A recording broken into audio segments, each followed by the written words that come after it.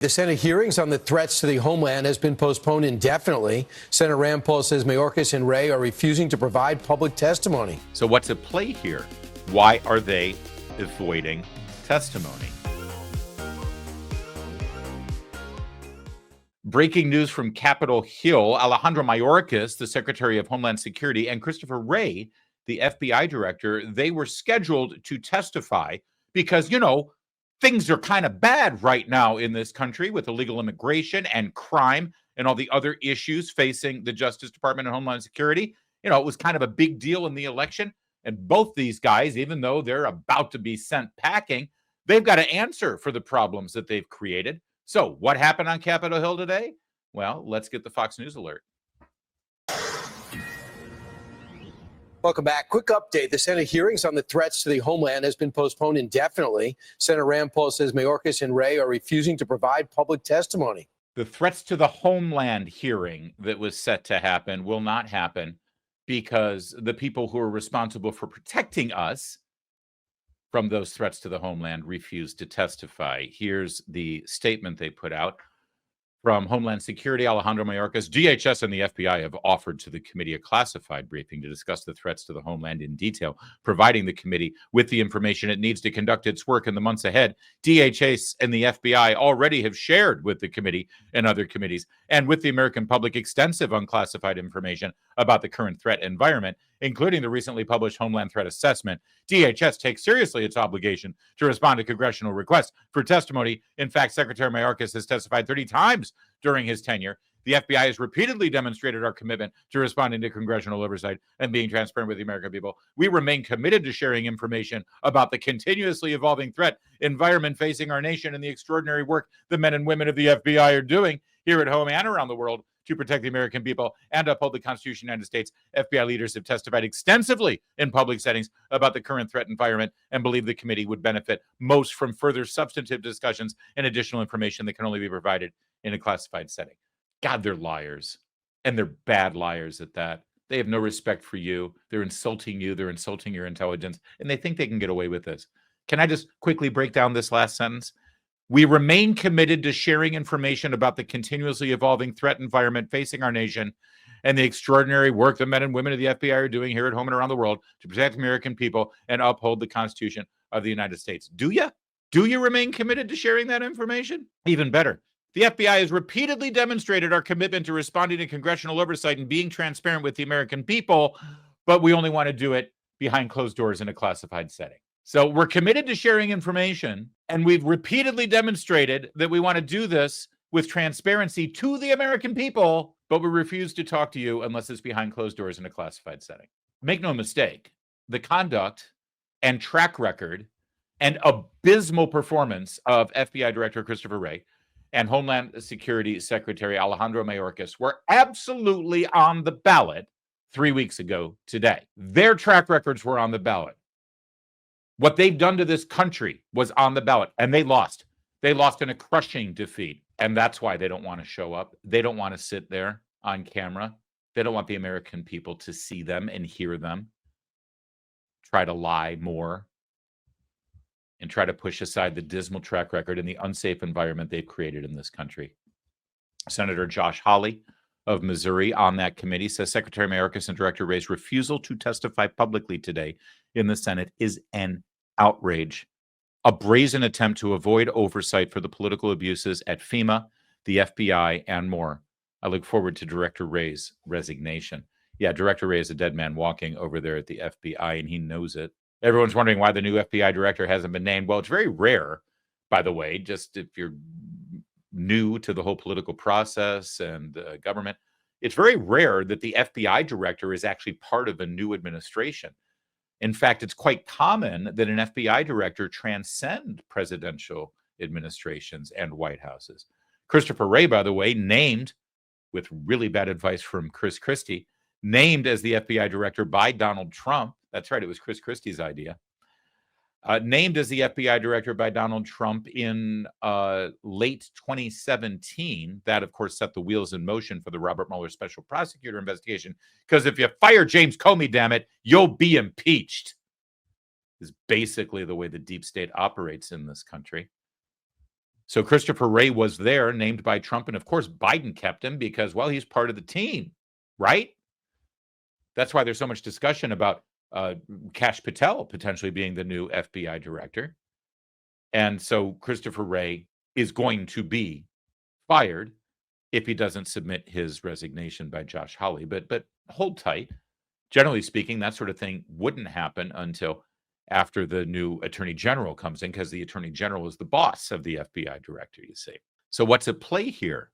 Why are they avoiding testimony? Rick Scott, senator from Florida, spoke on the record. Just excoriated DHS Secretary Alejandro Mayorkas for refusing to testify regarding threats to our nation. Mentally deranged, dangerous people are flooding across the border daily, and they won't even show up to talk about it. Quote, Mayorkas must face the American people and answer for his historic failures that allowed for 2 assassination attempts on Trump and created a wide open border with terrorists, criminals, and deadly drugs like fentanyl pouring into our communities. America is less safe because of him. This is critically important as Mayorkas tries to lie to you and say, oh, no, we're fine with testifying. We just want it to be classified behind closed doors. God, they love classifications. They love saying that things are classified when they're not really have to be classified. It's a way for them to hide. It's a way for them to hide. And think about the issues that need to be discussed right now in front of the American people. Because, since July, there haven't really been any oversight committee hearings. Congress hasn't really been convening.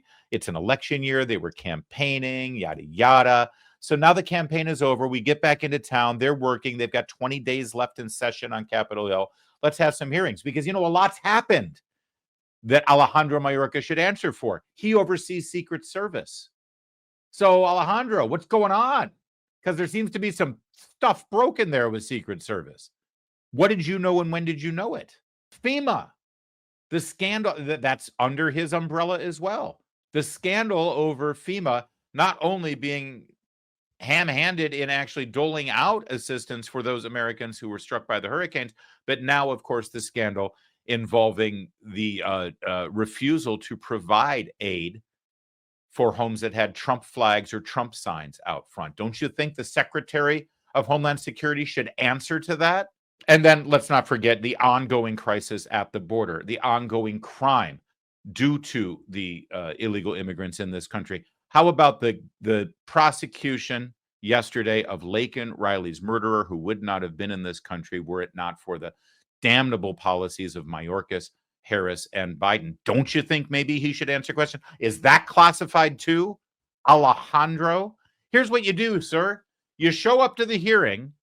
You swear to tell the truth under oath. You answer questions. And then if a question is asked of you that ends up being only capable of being answered under behind closed doors because it's classified, then say so. I'd love to answer that question, but not in this setting. We got to go behind closed doors for a classified top secret setting. Okay.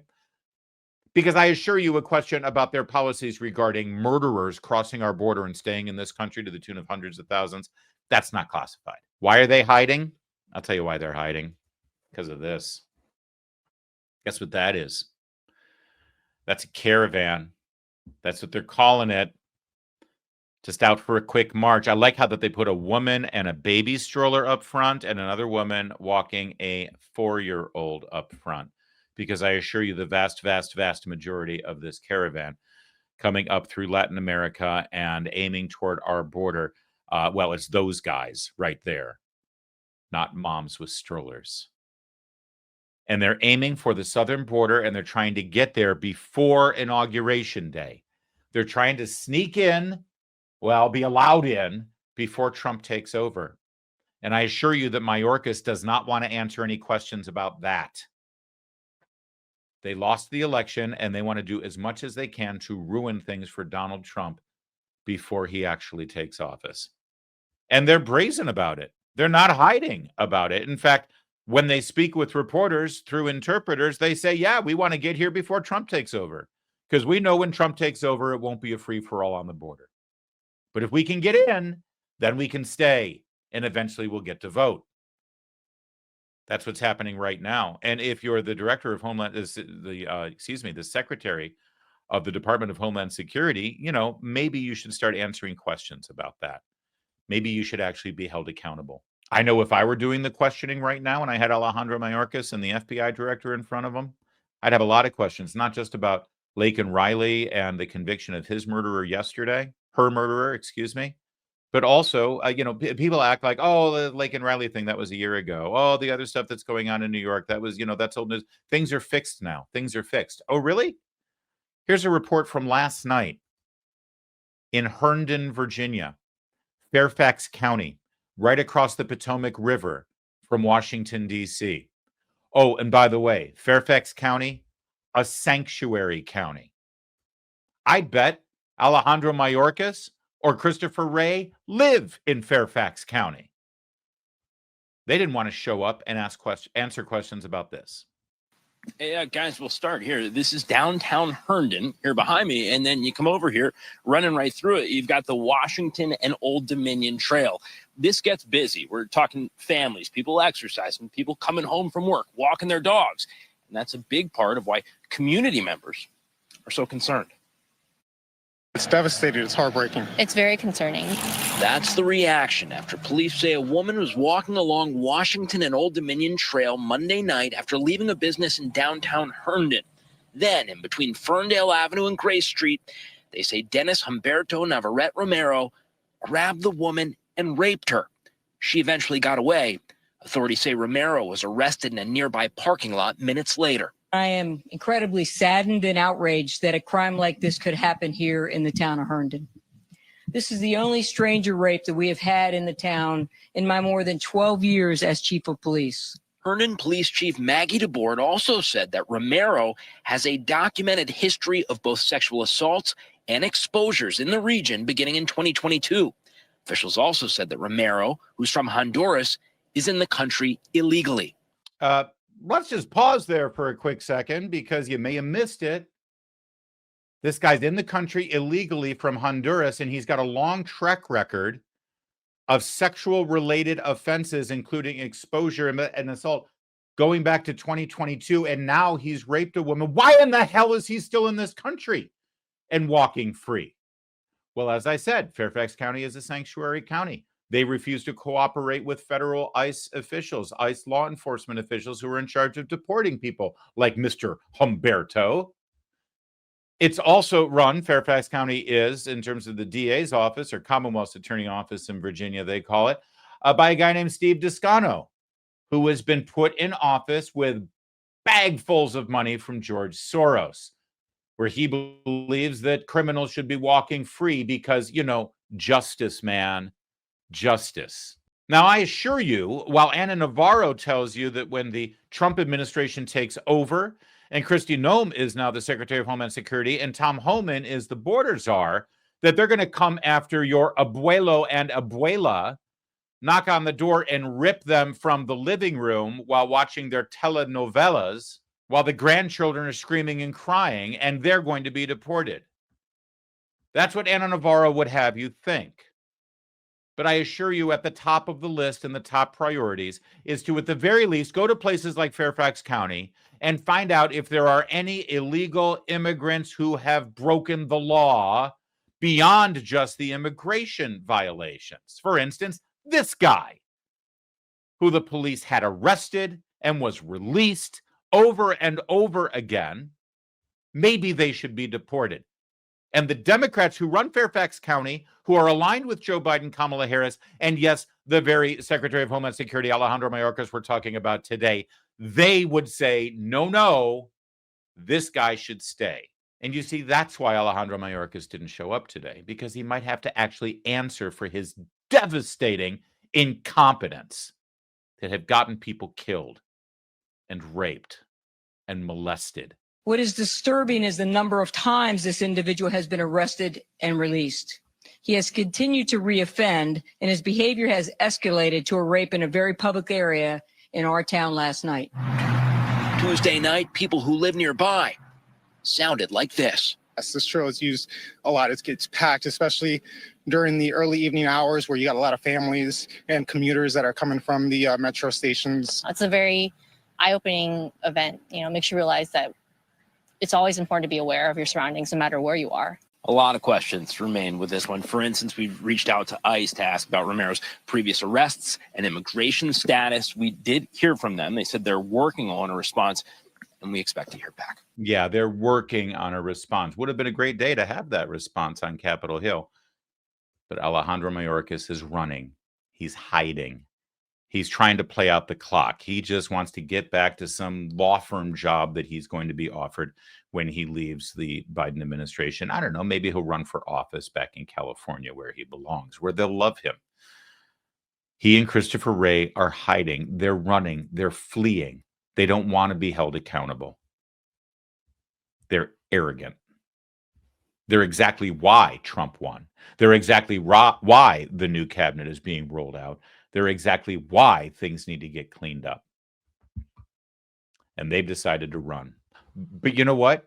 Here's the best part. They're not the only ones who've decided to run. You know, all those Hollywood celebrities who promised that if Trump won, they were going to leave the country. And you're like hoping, yes, please, Barbara Streisand, leave. Oh, come on. Please. Rosie O'Donnell, please. Alec Baldwin, that would be fantastic. Well, a famous Hollywood couple, they're fleeing, just like Christopher Wray and Alejandro Mayorkas.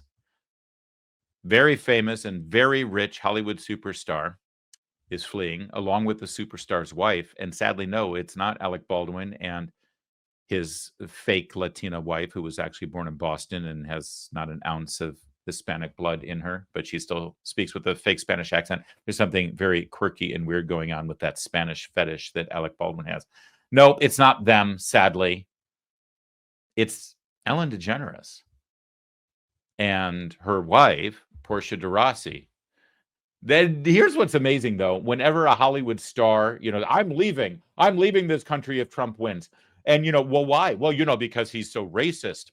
He's racist and he's xenophobic and he's so cruel to people in Mexico and Guadalajara and Haiti and Honduras. It's awful. We're the laughing stock of the world because he's so xenophobic and racist toward those countries. And then when they finally leave, like Ellen DeGeneres and Portia Rossi leave, where do they go? Do they go to Guadalajara? Do they go to Haiti? Do they go to, some place that, represents the diversity that they're trying to embrace? No, they're going to England. They're going to England because they love diversity. But it's funny, somebody dug up this old clip of Ellen DeGeneres, who's so outraged that Donald Trump would be president. I wonder if Ellen DeGeneres has ever met this woman before. I see a beautiful woman up there. That's your mother, isn't it, huh? Yeah, look at her. Hello. Yeah. How are you? And she's available if you're interested. I'd like to offer her. She's very pretty, yeah. actually. So, Giggly Ellen DeGeneres pimping out her mom to Donald Trump. I'd like to offer her, did she say? Well, that was a different Ellen DeGeneres and certainly a different Donald Trump. Actually, no, it wasn't. Donald Trump is Donald Trump, always has been. But now Ellen DeGeneres, after unsuccessfully trying to pimp out her mother to Donald Trump years ago, now is fleeing the nation. She'll be living in England until the Trump presidency is done. And I'll be honest with you, I don't know what we'll do without her. But we'll figure it out.